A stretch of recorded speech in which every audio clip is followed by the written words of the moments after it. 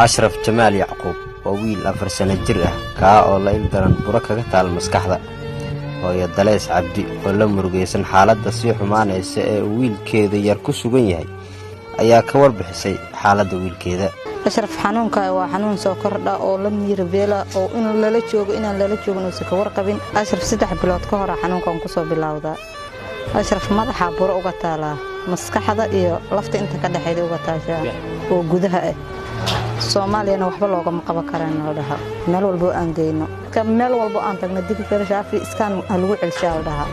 iskaankii markii aan ku celinana xaqiiqeena noqotay inay buradii sax tahay markii dambena waxana loogu jawaabo Soomaaliya daawadiisa ma laga helay wiilkan la degdego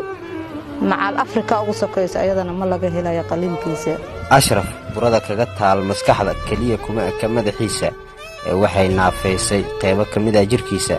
maadaama ay ku sii faafayso neerfayaal muhiim ah. xanuuno badan ay ku soo kordhisay waxa kamid ah lug iyo gacanta ay xigto way dhacsan tahay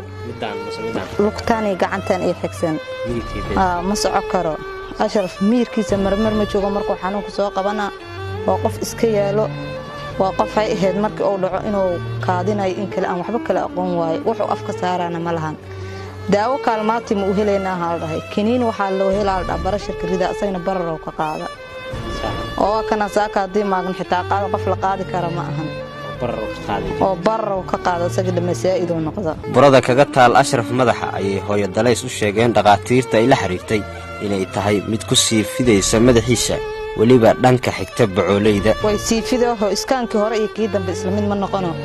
kii dambe uu weynaa saa'iday ahayd adi waxay kunta dooradoo kale la ekeed hooseen u faafay waxay dhahan dhinaca oo dhag bacooleyda xageed xigto ilaa maskaxda haysataa marka way sii faafay dhayaan hadda qaliin halagala degdego. Isbitaalka weyn ee Rajab Tayyib Erdogan ayaa u jaray hooyo Dalays waraaqadihii cadeynayay in wiilkeeda si degdeg ah dibadda loogu qaado. sidoo kale hooyo Dalays ayaa si naxariis leh uga codsatay walaalaha Soomaaliyeed ee muslimiinta ah iyo waliba madaxda ugu sarreeyda dalka iyo waliba wasaaradda caafimaadka inay ilgaar ah u yeeshaan